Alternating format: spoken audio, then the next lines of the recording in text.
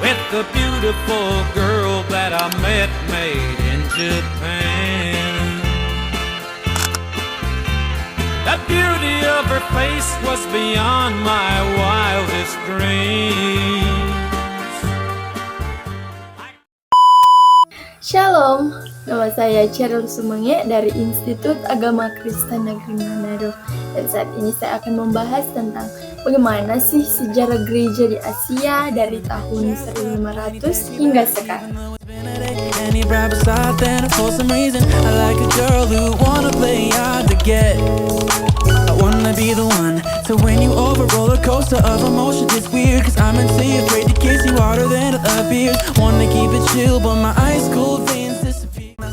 Kalau kita berbicara tentang sejarah gereja di Asia, sebenarnya kita sedang membahas sebuah perjalanan yang sangat panjang. Perjalanan ini bukan hanya tentang bagaimana Injil diberitakan, tetapi juga tentang bagaimana gereja menghadapi berbagai perubahan dunia, mulai dari masa penjelajahan bangsa-bangsa Eropa, kolonialisme, hingga lahirnya gereja Asia yang memiliki identitasnya sendiri. Nah, untuk memahami perkembangan tersebut, kita akan melihatnya secara bertahap.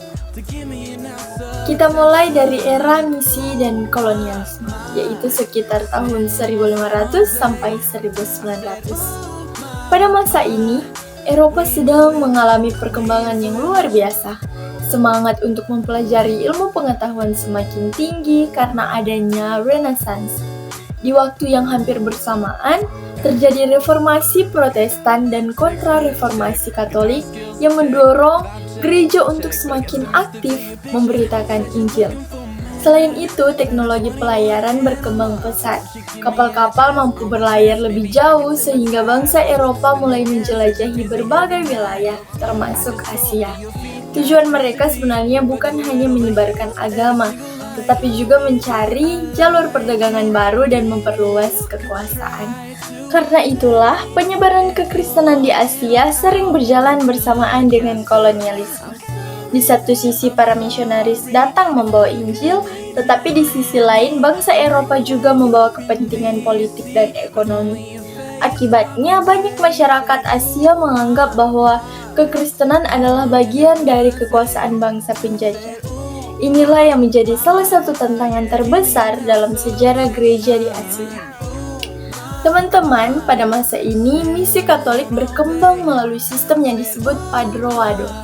Melalui sistem tersebut, kerajaan Portugis dan Spanyol memperoleh hak dari Paus untuk mengatur berbagai kegiatan gereja di wilayah koloninya. Mereka dapat mengirim misionaris, membangun gereja, bahkan mengangkat pemimpin gereja. Dengan kata lain, kegiatan misi pada masa itu sangat dekat dengan pemerintahan kolonial. Walaupun demikian, ada juga para misionaris yang berusaha mendekati masyarakat dengan cara yang berbeda.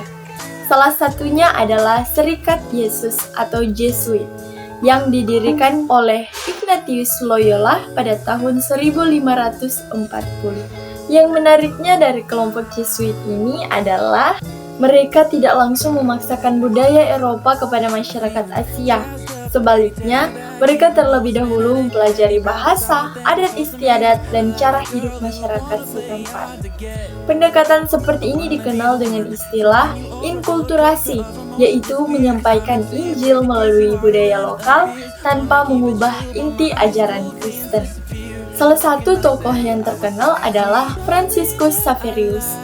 Ia melayani di India, Asia Tenggara, hingga Jepang. Dalam pelayanannya, ia menggunakan bahasa lokal dan bekerja sama dengan penerjemah agar masyarakat lebih mudah memahami Injil. Di India ada Roberto de Nobili yang mempelajari filsafat Hindu dan menjalin hubungan dengan kaum Brahmana. Sementara di Tionghoa ada Matteo Ricci yang menguasai bahasa Tionghoa dan berdialog dengan para cendekiawan Konfusianis. Pendekatan mereka menunjukkan bahwa Injil tidak harus disampaikan dengan menghilangkan budaya setempat. Justru, dengan memahami budaya, pemberitaan Injil menjadi lebih mudah diterima. Oke, next kita akan masuk ke perkembangan misi Protestan pada abad ke-18 dan ke-19. Jika sebelumnya misi lebih banyak dilakukan oleh gereja Katolik, maka pada masa ini gereja Protestan mulai mengutus banyak misionaris ke berbagai wilayah Asia. Pelayanan mereka tidak hanya berfokus pada penginjilan, tetapi juga menerjemahkan Alkitab ke dalam bahasa daerah, mendirikan sekolah, rumah sakit, serta melatih pemimpin-pemimpin lokal. Jadi, pelayanan dilakukan secara menyeluruh, baik dalam bidang rohani maupun sosial. Nah, teman-teman, di India, tokoh yang paling terkenal adalah William Carey. Ia menerjemahkan Alkitab ke berbagai bahasa India, mendirikan sekolah, dan membina gereja agar mampu berdiri sendiri. William Carey tidak sendiri, ia bersama dengan Joshua Mersman dan William Ward. Mereka dikenal sebagai Serampore Trio. Namun, pelayanan di India tidaklah mudah. Mereka menghadapi sistem kasta yang sangat kuat, keberagaman agama, serta munculnya nasionalisme India yang membuat hubungan dengan pemerintah kolonial Inggris menjadi semakin rumit. Sementara itu di Tiongkok terdapat Robert Morrison, penerjemah Alkitab ke dalam bahasa Tionghoa. Setelah itu muncul Hudson Taylor, seorang misionaris yang memilih memakai pakaian tradisional Tiongkok dan hidup seperti masyarakat setempat agar lebih mudah diterima. Meskipun demikian, pelayanan di Tiongkok juga menghadapi tantangan besar seperti perang candu dan pemberontakan Boxer yang menimbulkan sentimen anti-barat. Setelah memasuki abad ke-20, perkembangan gereja di Asia mulai mengalami perubahan yang sangat penting. Nah, jika sebelumnya gereja Asia lebih banyak menerima ajaran dari Barat, kini gereja mulai menyusun pemikiran teologinya sendiri berdasarkan pengalaman hidup masyarakat Asia. Inilah yang kemudian dikenal sebagai teologi kontekstual Asia. Lahirnya teologi ini dipengaruhi oleh kemerdekaan negara-negara Asia, bangkitnya identitas, budaya lokal, dialog antar agama, serta keinginan gereja untuk menjawab persoalan kemiskinan dan ketidakadilan sosial. Nah, beberapa tokoh penting dalam perkembangan ini adalah Kosuke Koyama, Chuan Sengsong, Thomas, dan Aloysius Pieris. Meskipun memiliki pendekatan yang berbeda, mereka memiliki tujuan yang sama, yaitu agar Injil benar-benar dapat dipahami dan dirasakan oleh masyarakat Asia sesuai dengan konteks kehidupan mereka. Hingga saat ini, gereja di Asia hidup di tengah masyarakat yang sangat beragam. Asia memiliki banyak agama, suku, budaya, bahasa, dan sistem politik. Oleh karena itu, gereja tidak hanya dipanggil untuk memberitakan Injil, tetapi juga membangun dialog, menghadirkan perdamaian, melayani melalui pendidikan dan kesehatan, serta memperjuangkan keadilan sosial dan martabat manusia.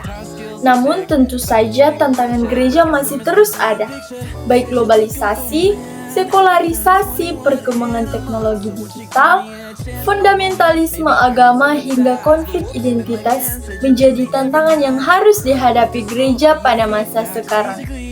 Karena itu, gereja perlu terus menghadirkan kasih Kristus dengan cara yang relevan tanpa kehilangan kebenaran Injil.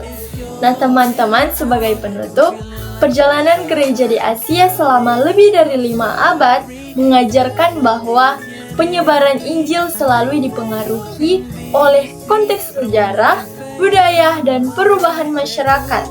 Dari pengalaman tersebut, kita belajar bahwa Injil akan lebih mudah diterima ketika disampaikan dengan kasih, menghargai budaya setempat, serta menjawab kebutuhan nyata masyarakat. Dengan demikian, gereja dapat tetap menjadi terang dan garam bagi Asia hingga saat ini. Sekian dan terima kasih sudah menyaksikan presentasi ini.